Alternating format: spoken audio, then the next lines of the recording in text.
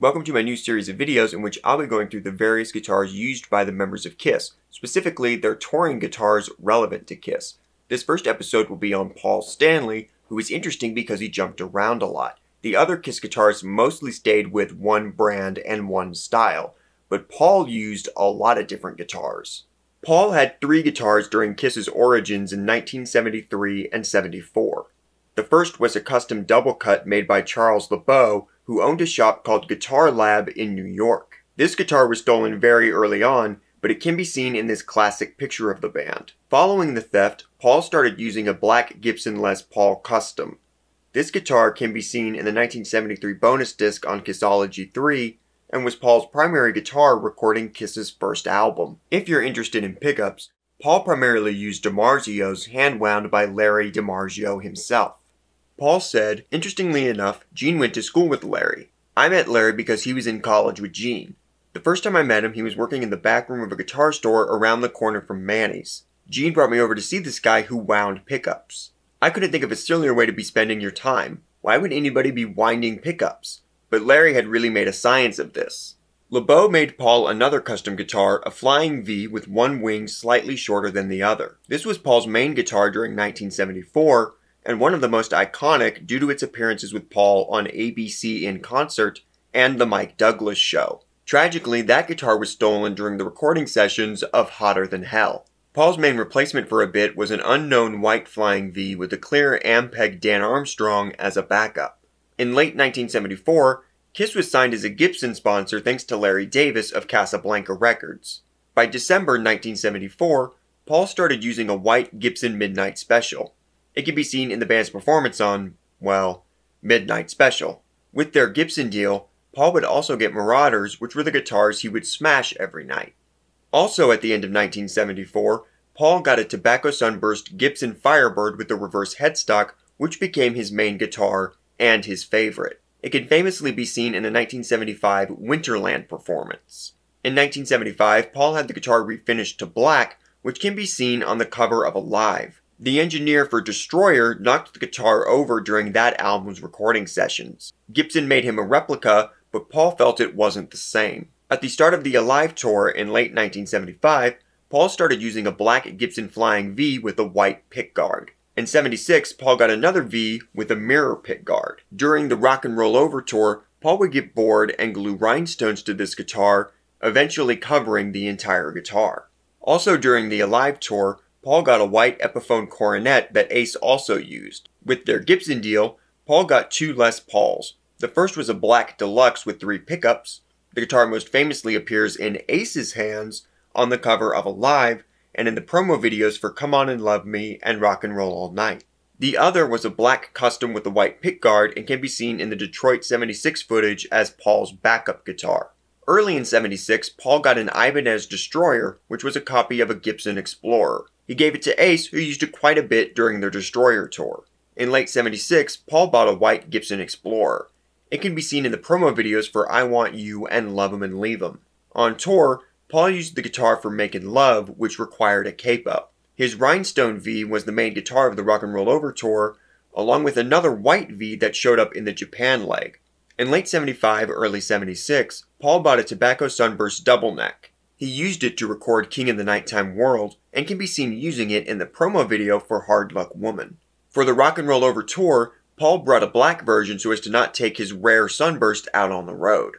The double neck was most likely for Hard Luck Woman the few times they actually played that at the time. When that song was dropped, the guitar stopped being used. During the first few shows of the Japanese Rock and Roll Over tour, Paul played a wine red Greco MR1000. Greco was a Japanese company who most likely sponsored the tour. When the Love Gun tour started, Paul was using 2 new Flying Vs, both black with the mirror pickguard. His backup was the white Explorer, which he used with the capo for Makin' Love and Hooligan. However, Paul had plans to switch teams. While in Japan for Rock and Roll Over, Ibanez approached Paul with the idea to do a signature guitar. Paul came across an Iceman, though it wasn't called that at the time, in the Ibanez catalog and loved the shape. Paul added his own spin to the guitar, making it in the vein of a great Gibson, specifically a Les Paul. The result was the PS-10, Paul's first and most famous signature model. He He began using it during the Love Gun tour in August 1977. At the same point, Paul brought back his Gibson double neck to use for Makin' Love and Hooligan. Paul used the double neck because both of those songs required a capo, but in different spots. Initially during the Love Gun tour, there were songs in between the two so the capo could just be moved. The setlist then changed and the two were back to back. So one neck was for Makin' Love and the other was for Hooligan. With the Alive 2 tour, Hooligan was dropped so the double neck was no longer needed. Paul's Black Flying V was brought back for Makin' Love. For the Dynasty tour, Paul had a new PS10, the debut of his cracked mirror design. An incredibly iconic guitar. Jeff Hasselberger, the director of marketing at Ibanez from 1973 to 1982, said, "Paul's legendary mirror ball Iceman is a perfect example of how to push the envelope of guitar technology. It started with a phone call from Paul about his idea to have a guitar that resembled a shattered mirror. His exact words, if I recall, were, 'I want it to look like somebody hit a mirrored guitar with a hammer right on the pickups.' It sounded easy enough. I got some 1/8 inch mirror, cut it into the shape of an Iceman, and smacked it in the pickup area with a hammer. What I ended up with was about 10,000 bits of mirror dust where the hammer hit, and 3 other pieces. This was obviously not going to work. I was going to have to cut each piece to look like it was shattered. I went out and got a lot more 1/8 inch mirror and a handful of glass cutters. Starting with one piece of mirror cut into the shape of Paul's guitar, I thought of drawing a plan and transferring it to the mirror. In the end, I decided to wing it and started to cut out pieces that I thought looked cool. It took a couple of days to do this, and as I went around the guitar, I started to get the hang of it. When it was finished, I was glad to still have 5 fingers on each hand. As it turned out, cutting the mirror was the easy part. While I was doing the mirror, my trusty partner in crime at Ibanez, Jim Hefner, was routing a 1/4 inch out of the top of one of Paul's guitars. That's right, the mirrors were a retrofit. Jim left the binding around the top, and the plan was to slap some epoxy in there and set the mirrors into it. We routed out twice the thickness of the mirror so we could set each piece at a slightly different angle. Paul's stage concept was to hit the guitar with the Super Trooper spotlight and have rays of light shooting out from the guitar at all angles, like a mirror ball. We figured a 5 to 15 degree difference between adjoining pieces would do it. I wrapped dowels with masking tape to keep all the holes from clogging with epoxy and went to town. Since the Iceman has a slightly arched top, I had to recut some of the mirror to better fit the curve of the top. This part was tedious, and trying to keep ahead of the epoxy cure was not always successful, but all the pieces seemed to fit pretty well. Late that night, with all the mirrors in place, Jim and I took the axe outside and gave it a test run in the headlights of my pickup truck. Yup, it worked. Shards of light were shooting off every which way. The only problem was that because the mirrors were set at angles to each other, the joints were razor sharp. I was prepared to deal with this by flowing a clear polyurethane finish over the mirrors so the surface would be nice and smooth and safe. Next morning, I mixed up the polyurethane and poured it on. I went about my business for a few hours, and when I went back to the shop to check it, my stomach knotted. It was drying cloudy and ruining the whole mirror effect. Before it got rock hard, I took a chisel and began to scrape the finish off. Fortunately, glass doesn't hold finish very well, and by dinner time I had removed nearly all the finish. The finish wouldn't come out from between the pieces, but that proved to be the solution to the problem. I filled all the joints with polyurethane, but that still left sharp edges. I ended up using a small sanding wheel on a Dremel tool to grind each mirror joint smooth, backfilling with polyurethane as needed. This took forever, but it did the trick. This was the main guitar for the tour, with his black version serving as a backup. However, towards the end of the tour, Paul was evidently not happy with Ibanez. The cracked mirror remained his main, but his backups were replaced with the black custom Hamer Standard made specifically for Paul and a mirror Gibson Explorer. The cracked mirror PS10 saw some action in 1980 in the music video for Shandy and in some promotional photos. However, by the time the Unmasked tour started, Paul was using Hamers exclusively. His custom black was his main guitar, with the maroon Vector serving as the backup, with a capo for Is That You and Shandy, and uncapoed for I Was Made for Lovin' You. Paul also had a Hamer double neck that was briefly used. Paul said, Paul Hamer was trying to revive either the quality or the spirit of the Gibson stuff at a time when Gibson was not exactly at their peak. I met him in Chicago and he wanted to make something for me. He made me a couple of guitars, one of them being a double neck and a couple of Explorer types. Around the same time as the Hamers, Paul switched to EMG pickups. Steve Carr also built the Carr Star, a star-shaped guitar.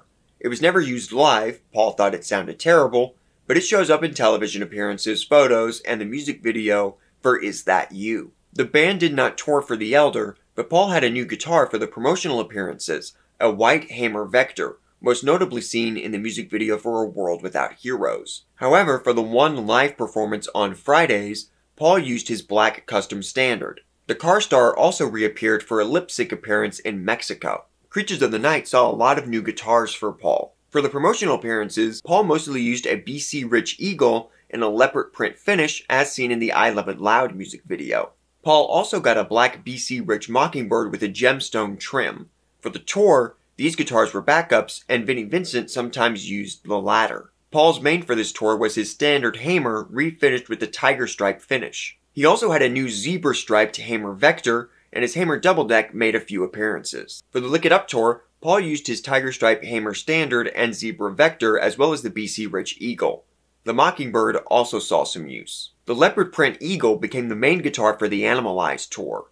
The Mockingbird was used early on but retired. Paul got a new Hamer, the Scarab, as seen in the Heavens on Fire music video. Paul used the Scarab exclusively for Heavens on Fire during the tour. The tour also saw the debut of Paul's new cracked mirror guitar, a BC Rich Warlock, which was featured as a backup most notably during Paul's solo. For the Asylum tour, Paul's Leopard Eagle seems to have been replaced by a new Eagle with a finish clearly meant to be in line with the Asylum outfits. The cracked Warlock took the place of the Scarab as the Heavens on Fire song. Paul also had a BC Rich Iron Bird, as seen in the Tears Are Falling music video. With Crazy Nights, Paul favored the BC Rich ST, a much simpler S style compared to some of the crazy shapes he had been playing. He had several variants, a green military-esque design, an American flag finish, a multicolored animal print, and a white double neck. Paul also sported a new Eagle with a body glove design as seen in the Crazy Nights music video. Paul then sustained some kind of injury, so he wanted to use really lightweight guitars. During the European leg of the Crazy Nights tour in 1988,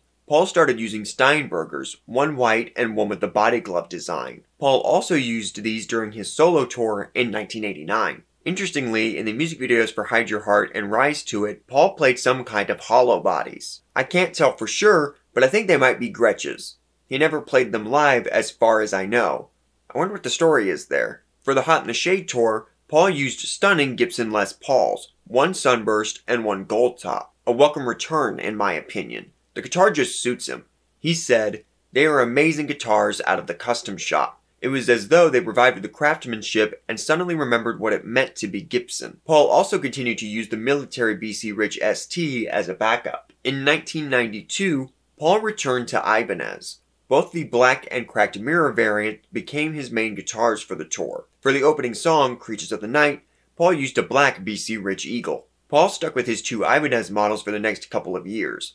A black finish with gold hardware and pickguard debuted in 1995. Paul can be seen holding it on the cover of Carnival of Souls, although I do not think he ever played it live. For the 1996 reunion tour, Paul's main guitar remained his Ibanez model, but in a new rhinestone finish with a cracked mirror serving as a backup. In 1998, Paul parted with Ibanez once again and moved to Washburn. What's happening, people? I'm Paul Stanley, and I'm back at the hotel after the show. This is the guitar I use every night. This is the one that's rocking the nation and rocking the world. The Washburn Paul Stanley model. What's it going through? A Randall Colossus amp. I designed both. They're both for you. If you want to rock, let the music do the talking, plug in and go. Paul's signature guitar, the PS2000, debuted with the Psycho Circus tour. His main guitar featured a black finish, with the cracked mirror variant serving as a backup. Paul stuck with these models during the Farewell tour in 2000 and 2001 with two new finishes, Rhinestone and Cherry Sunburst. In 2003, Paul entered a new deal with Silvertone, a decision which baffles me to this day. The partnership yielded two models, the Sovereign and the Apocalypse. Both had multiple finishes with basic black, though the Apocalypse had some red lines which was cool, the cracked mirror and a silver sparkle. There was also a double neck Sovereign as seen in the Rock the Nation DVD. Now I could be wrong about this, but I believe this is when Paul switches to using Seymour Duncan pickups, a custom 5 and a 59. He still uses those pickups to this day. After a couple of years playing the Silvertone monstrosities, Paul thankfully returned to Washburn. When Kiss appeared on VH1's Rock Honors, Paul was playing his Silvertones, but for their 2006 Japan tour, Paul had broken out his PS2000s with the cracked mirror serving as the main. For his solo Live to Win tour, Paul introduced a new model, the Preacher. It's called the Preacher because I see it as a guitar that has real blues roots, Paul explained. You could preach the gospel of rock and roll and blues on this guitar. You can really testify.